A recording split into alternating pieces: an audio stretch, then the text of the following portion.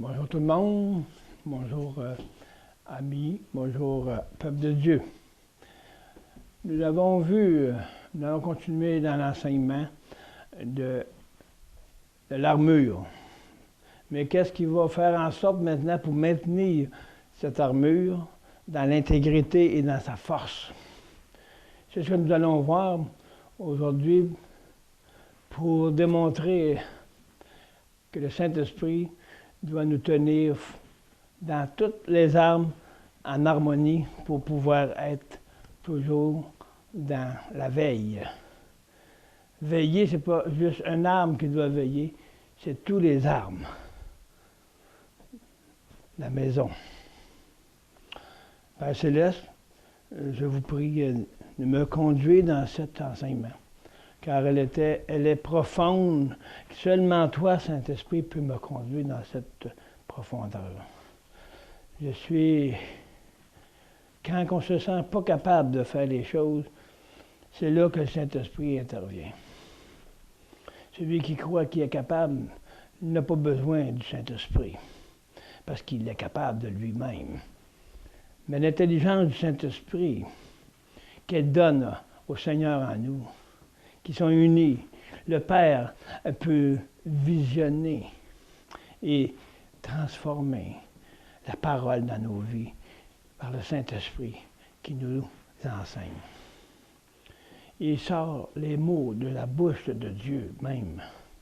Et le cœur de Dieu se forme une parole vivante par une transformation. Donc, Seigneur, je vous prie de me conduire dans cet enseignement qui est important pour le salut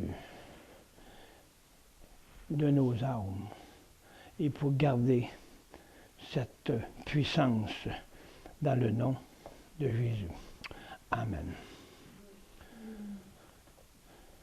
Maintenant, on va voir, c'est quoi? La maison. Le titre de ce matin, en sous-titre, c'est la maison. Ma maison sera une maison de prière. Dans une maison, nous avons plusieurs items. Nous avons à ce que quelque chose qu'on tient, à qu'est-ce qu'on ne veut pas perdre. On peut la comparer à une maison que nous avons sur la terre, une maison matérialisée. Une maison que dans la maison, il y a des instruments, il y a des outils pour pouvoir bien vivre et encadrer par qu'est-ce qui est dans la maison.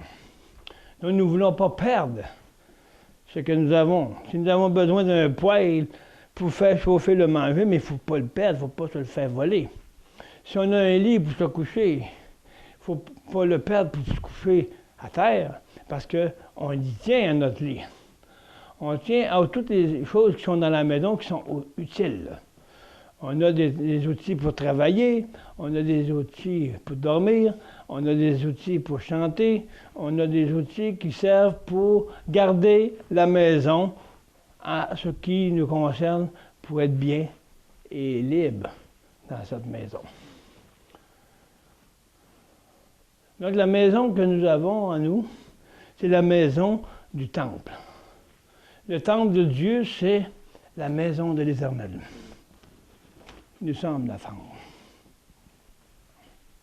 Qu'est-ce qu'il y a dans notre maison? On a plein d'instruments dans la maison de l'Éternel, dans le temple. Nous avons des images célestes. Nous avons tout ce qu'il faut pour pouvoir être bien dans la maison.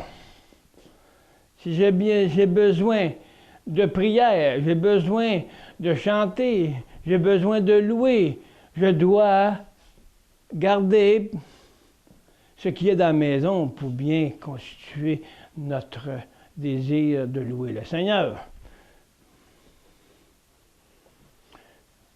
Donc, c'est une maison où est-ce que Dieu habite. Où est-ce que le Père habite, et le Saint-Esprit et aussi Jésus. Donc, tous les instruments de la parole et la promesse et les promesses et le chemin qui mène à la vie de l'œuvre accomplie sur la croix doit rester dans notre maison. Elle doit se construire par qu'est-ce qui est dans la maison, pas du dehors. Qu'est-ce qui est dans mon esprit? Quand je prends exemple de la maison ici, je m'en vais à quelque part. Dans mon esprit, je sais qu'est-ce qu'il y a dans la maison. Mais dans mon âme, dans mes pensées, je ne détaille pas tout ce qu'il y a dedans. Mais je sais qu'est-ce qu'il y a dedans. Dans mon esprit, la même chose se passe dans la parole. Dans la maison de Dieu, où que Dieu habite, nous savons que nous avons les outils. Nous savons que nous avons les promesses. Nous avons toutes choses pour pouvoir rester et être bien dans la maison. Donc, si nous voulons rester dans la maison de l'Éternel, que nous sommes une maison de prière, nous devons savoir qu'est-ce qu'il y a dedans. Si je ne sais pas qu'est-ce qu'il y a dedans dans ma maison, c'est bien de valeur. Ils m'ont fait voler, puis je ne saurais même pas quoi que c'est fait voler. C'est la même chose spirituellement. Si nous voulons savoir qu'est-ce qui peut être un danger de se faire voler par l'ennemi, c'est de savoir qu'est-ce qu'il y a dans la maison. Dans ma maison, qu'est-ce qui est toute l'image de Dieu? Mon image, c'est tout ce qui est dans la parole. C'est tout ce qui est les outils. C'est tous les outils de l'âme. C'est tout, mais quels outils qui sont là? Quels outils qui servent? Quelles facultés nous avons? Qui les a bâtis? Comment qu'elle est bâtie? Si je vois l'image de Corinthiens 13, ce n'est plus une image du monde. Si je veux garder cette image, il faut que mon armure soit vraiment efficace. Dans toutes ces armes. On peut appeler les armes des facultés. On peut appeler les armes une arme de défense, de garder. Qu'est-ce qu'on a? Dans la maison. J'ai la paix, mais je garde la paix. Mais pour garder la paix, il faut aussi que les autres instruments, les autres armes, les autres facultés, les autres qui servent à rester en paix, doivent être aussi efficaces dans notre vie intérieure. Il faut garder toute cette image de Dieu comme étant nôtre et qu'on garde en nous tout ce qui contient de la parole, de la révélation.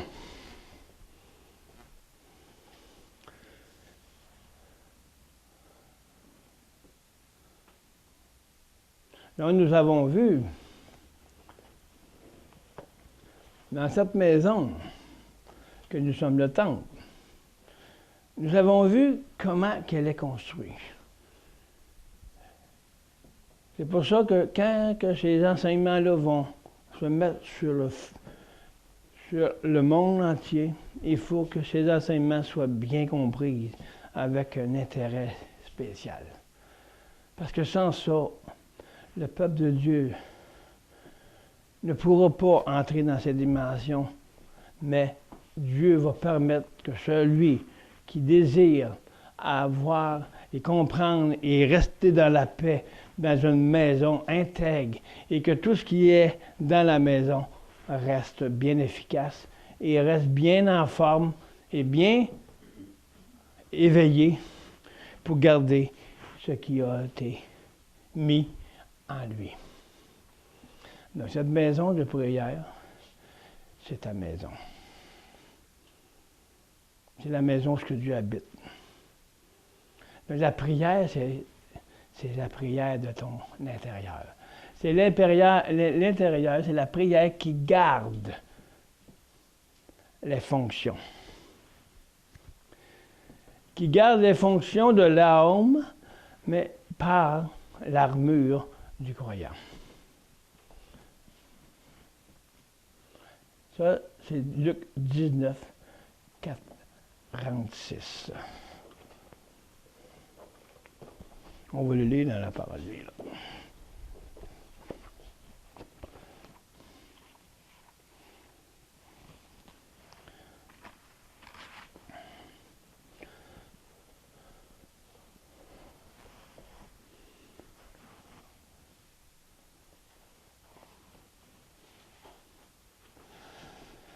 Et la maison de Dieu, dans 1945, nous dit, Jésus entra dans la cour du temple et se mit à expulser de l'enceinte sacrée tous ceux qui achetaient et vendaient.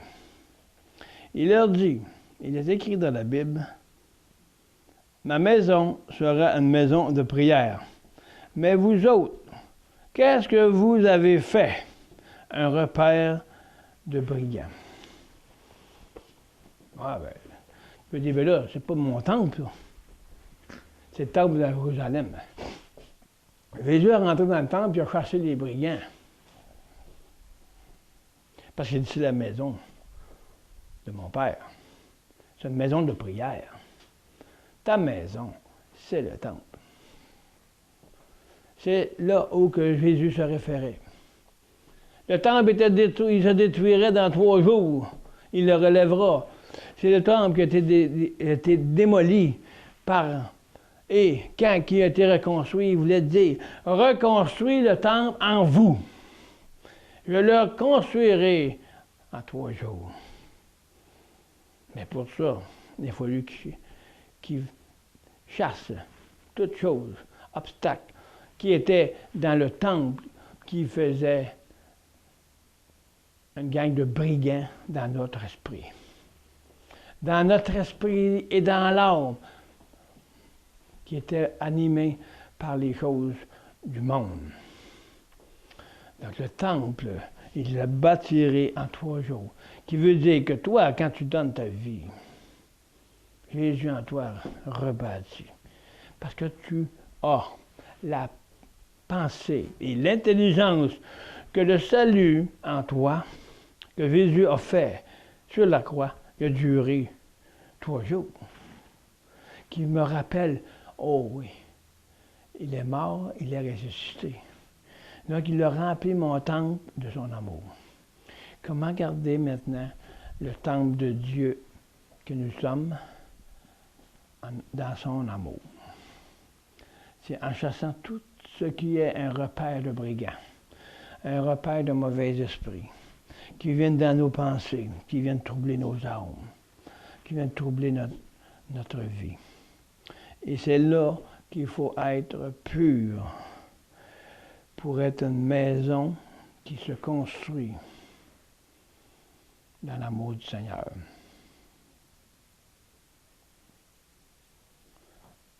Donc, pour garder cela, il faut garder la maison pure. Pour être une maison de prière. Puis être conscient de ce que nous sommes. Être conscient de ce que c'est le temple de Dieu. Qui est le temple? Qui sont dans le temple? Quelles images qui sont dans le temple? Est-ce que c'est des images du monde ou des images du temple de Dieu? Donc je ferai une maison de prière. Ma maison sera une maison de prière. Donc, sa maison, qui vient nous dire là, c'est le temple de Dieu. C'est le temple intérieur. Ce n'est pas un temple extérieur. Ce n'est pas matériel. C'est le temple où j'habite. C'est la maison de mon Père, où que moi j'habite, moi et le Père, pour que le Saint-Esprit nous fasse connaître le Fils et le Père. Donc, ce n'est pas le Saint-Esprit, le temple ne se bâtit pas dans un repère de brigands, dans un repère du monde. Jésus les chassait avec colère.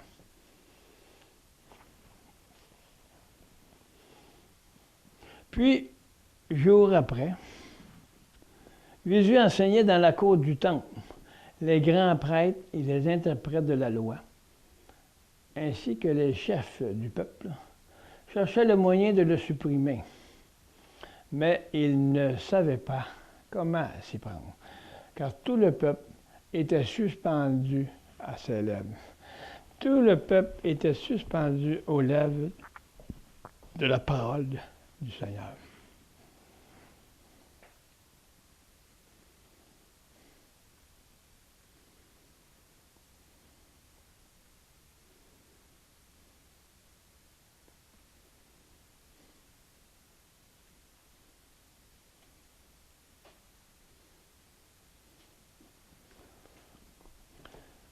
En ces jours-là, à 20,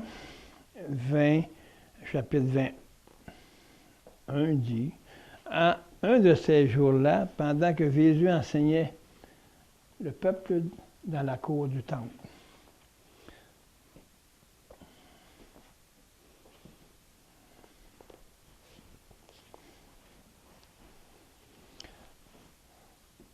la cour du temple, wow. Il lui annonçait la bonne nouvelle. Où est ta cour? Une cour, c'est quand tu rentres, tu viens à la maison, puis tu peux rentrer, le chemin est libre. Tu t'en viens, puis tu rentres dans la maison. Donc Jésus était dans la cour du temple, il enseignait. Ta cour, à toi, une cour pour entrer dans la maison, est-ce qu'elle est libre? La cour, ça veut dire l'entrée, la porte, pour arriver à la porte du temple. Jésus était dans la cour du temple. Il n'était pas dans le temple. Donc Jésus parlait hors du temple, dans la cour. Dans ton chemin, toi, est en ta cour pour aller au temple de ton esprit. Est-ce que le chemin pour aller dans le temple et entendre la voix du Seigneur que le Saint-Esprit t'enseigne par la parole? Est-ce que le chemin qui va à ton esprit dans la cour avant de rentrer dans ton cœur, est-ce qu'il est libre? Ou c'est plein d'obstacles pour arriver au temple? Jésus ne peut pas prêcher dans une cour qui n'est pas préparée, qui n'est pas libre pour rentrer dans le temple. La parole, tu la lis intellectuellement, et Jésus parle hors dans la cour. Il parle à ton esprit, hors du temple. Donc, vu que tu n'es pas transformé, tu n'as pas vu la parole, il est dans la cour du temple. Il n'est pas dans le temple. Mais quand tu l'acceptes comme Seigneur et tu lui donnes la possibilité d'entrer dans le temple, il vient faire sa demeure. Donc, est-ce que tu le laisses dans la cour ou tu le laisses entrer dans ta vie? Est-ce que tu fais en sorte de libérer et changer toutes les pensées du monde, du moins selon la mesure que Dieu te permet, afin que Jésus te parle par le Saint-Esprit, par la parole que tu lis, que tu n'as pas encore saisi, mais tu lis la parole. Jésus parle dans ton temple, dans son temple, pour que tu y rentres dans le temple, pour que lui rentre dans ton temple. Donc, arrête de le laisser dans la cour, laisse-le entrer dans ta maison. Wow!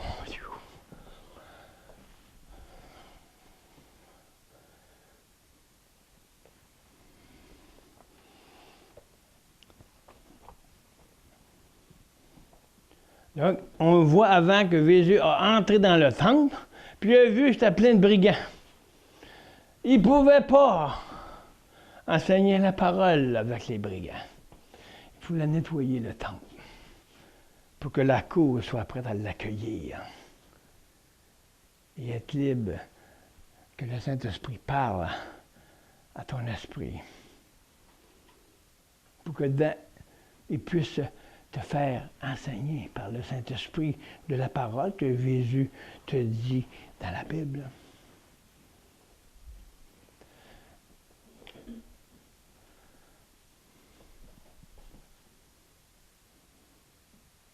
Et quand Jésus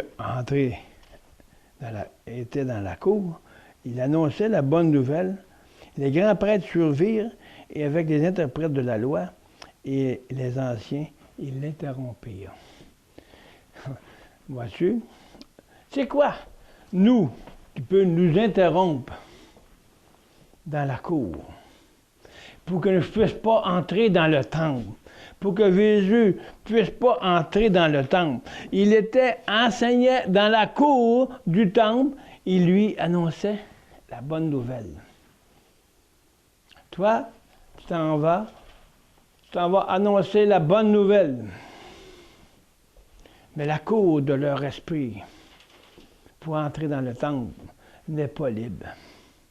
Elle est interrompue par les fausses doctrines.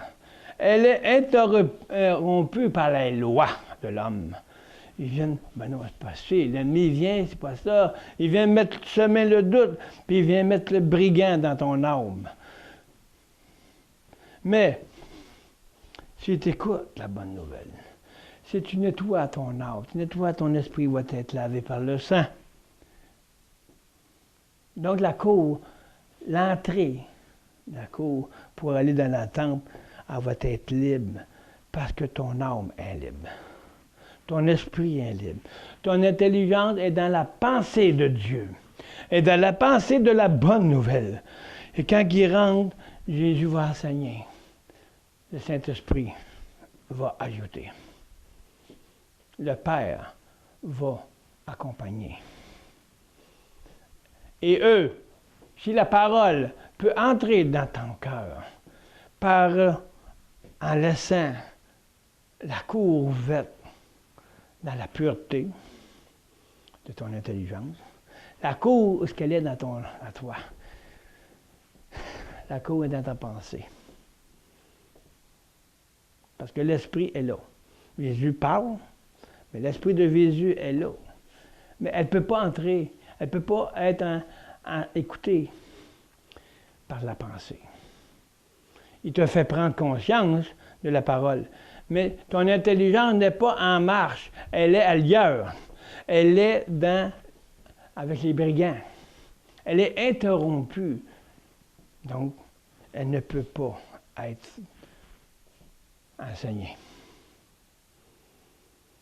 Mais quand la cour est ouverte, tu as ouvert ton intelligence, tes pensées. Tu es revenu à la pensée de la parole, à la pensée de ce que la parole te dit. Tu viens d'ouvrir le chemin de ton esprit parce que ta pensée, ta volonté s'est mise au pied de Jésus. Donc, tu as ouvert ton cœur librement, avec une sincérité, une honnêteté, pour que le Saint-Esprit puisse rentrer, te faire parler à ton esprit, pour enseigner à ton intelligence, afin qu'il puisse habiter, te faire saisir jusqu'à aller faire sa demeure en toi. Il ne sera plus dans la cour seulement, juste à l'extérieur du temple.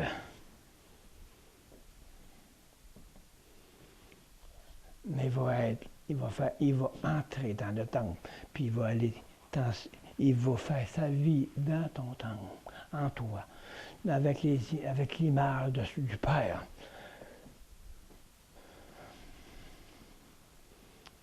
Puis eux-mêmes vont prier en nous. Mais pour le faire entrer dans la cour, il est dans la cour, il est là devant toi. Tu es à la maison, puis c'est comme si tu mettrais un chemin devant toi, Une cour comme ici, elle est très grande, la cour. Là. Elle vient de loin. Mais c'est comme si tu arriverais dans la cour chez vous. Toi, tu es la maison. La cour devant toi, c'est le chemin où ce que Jésus vient te parler. En dehors du temple. Je t'écoute. Et tu mets toute ta confiance, avec sincérité, à ce qu'il te dit dans la cour, il va venir puis il va entrer en toi. Il va faire sa demeure en toi. Si tu rouvres ton cœur, j'entrerai. Et je mangerai, je souperai avec toi. Il ne mangera pas de manger de table. Il va manger le pain avec nous. La parole. Parce qu'il va être la parole en toi. Il va manger en toi. Que tu es toi. Le temple de Dieu, où est-ce que eux habitent, et le Saint-Esprit va être libre de te transformer. Aujourd'hui, le peuple de Dieu est dans la cour. Ils entendent la parole. Ils enseignent la parole, l'homme. Mais ils ne laissent pas entrer Jésus dans leur cœur. Oui, il est en nous. Ils ne savent même pas qu'il est en nous. Jésus est avec nous. Fait qu'ils restent dans la cour du temple, puis ils attendent quoi? Ils font des œuvres pour essayer de le faire entrer, ou juste pour faire en sorte de les montrer une foi vaine. Spécifiez bien ça. Regardez le chemin qui est devant vous pour laisser. Quand Jésus parle la parole, est-ce que votre cœur est plein de brigands? Ou s'il est lavé par le sang? Puis que la croix a fait mourir ces brigands? Pour que reconstruire le temple que vous êtes?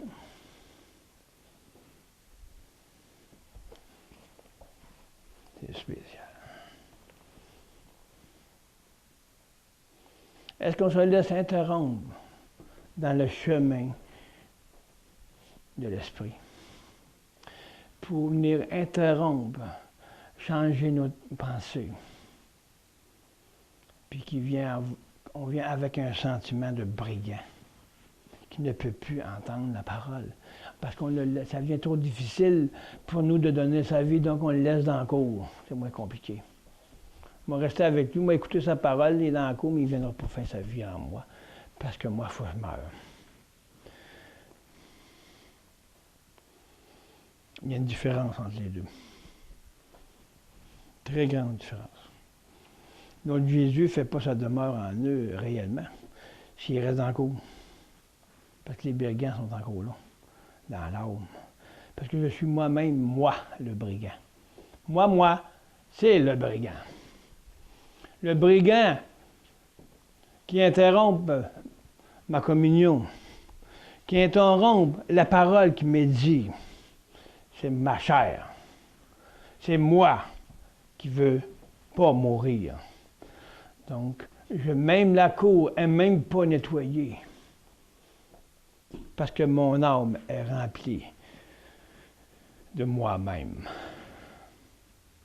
Donc, il faut nettoyer le chemin de la cour pour que Jésus, quand on prend la parole ou on écoute la parole, on entende la parole en pensant à la parole, parce que l'esprit de la parole est en nous et le Saint-Esprit doit la renouveler.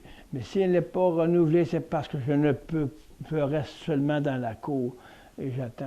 Ah, le Seigneur va le faire. Mais si je marche par la foi pour que Jésus le fasse, je vais laisser ma cour ouverte. Je ne mettrai pas de barrière entre la porte et la cour. Je veux dire, entre la porte de la maison de ton intelligence et de ton âme pour les empêcher d'entrer, les interrompre avec nos interprétations. Les interprètes, comme j'aurais dit, un interprète, si tu n'as pas vu Christ dans ta vie comme étant celui qui vit dans le temple, et que le Saint-Esprit ne t'enseigne pas selon la parole traduite par le Saint-Esprit, tu es un interprète. Donc, qui interprète? Est-ce que c'est mon intelligence, comme un pharisien, ou c'est l'intelligence renouvelée? Si l'intelligence est renouvelée, c'est la parole vivante. C'est la parole où ce que tu peux la traduire. Jésus est traduit. Sa parole est traduite par le Saint-Esprit. Nous, on la voit avec notre intelligence. Mais si on laisse la cour ouverte, c'est pour entendre la parole. Parce qu'il est dans la cour. Il veut entrer dans le temple. Et toi, est-ce que tu veux l'avoir dans ton temple, dans ta vie, complètement, pour qu'il fasse sa demeure en toi? Comme Galate, ce n'est plus moi. C'est plus ma demeure de mon moi, de ma chair égoïste, mais c'est la demeure de Dieu. Je ne peux pas interpréter la parole de la façon de ma chair, de mon intelligence. Donc, un interprète, soit qui interprète à la façon du Saint-Esprit, qui n'interprète pas, mais il traduit la parole telle qu'elle est. Tandis qu'un interprète peut interpréter d'une façon différente s'il n'a pas bien compris. Quand un anglais ou puis un français, on peut interpréter, mais des mots nous échappent. Fait que, on a-tu vraiment compris? On comprend que des parcelles. Parce qu'on n'est pas, moi, je ne suis pas un parfait anglais.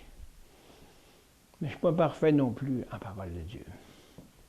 Donc, j'interprète la parole à la façon que je veux, ou je laisse le Saint-Esprit m'a transformé pour qu'elle vive en moi, puis que je traduise ce que le Saint-Esprit me demande et qu'il vous dise et vous enseigne, selon la traduction du Saint-Esprit de la parole. C'est différent. Traduire, c'est traduire de l'anglais à français, puis c'est qu'est-ce que ça veut bien dire. Traduire la parole, c'est la même chose.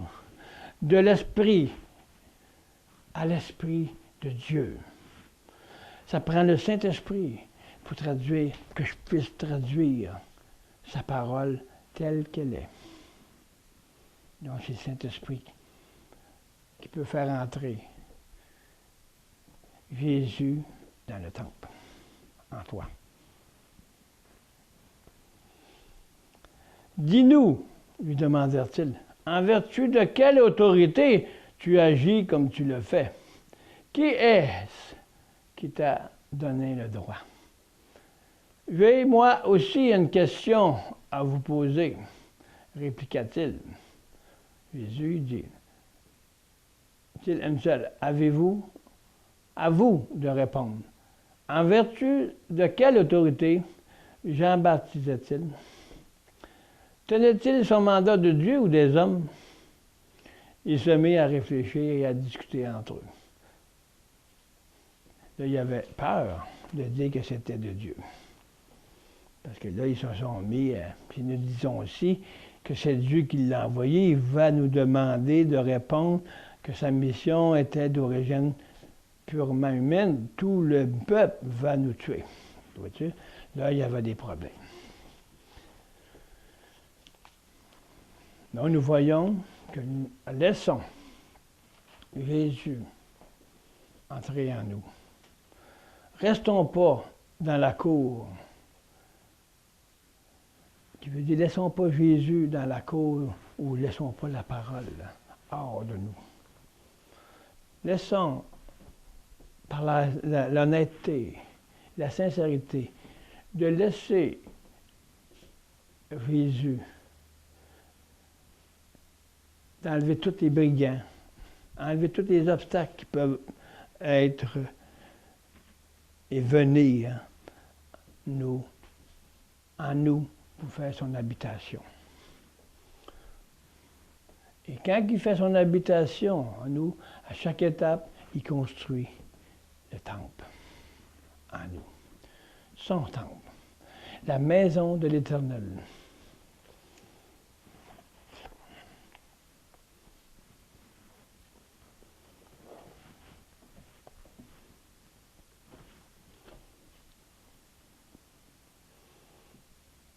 Pour qu'il puisse, que l'armure.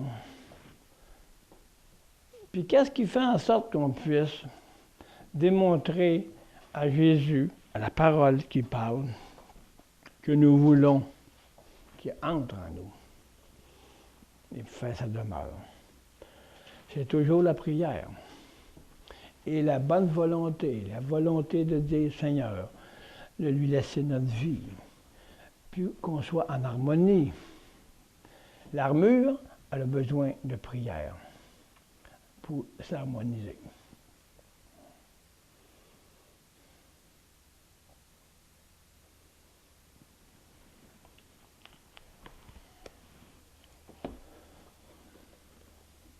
On va aller voir dans 1 Corinthiens 13.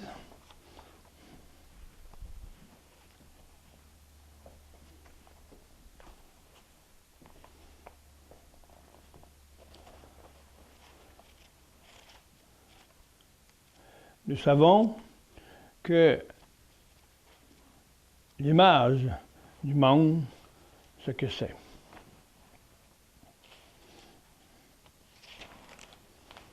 Mais l'image de Dieu, c'est qu'est-ce qui est, lui. Donc nous devons faire en sorte de bâtir, de laisser le Saint-Esprit bâtir le temple que nous sommes selon l'image de Dieu.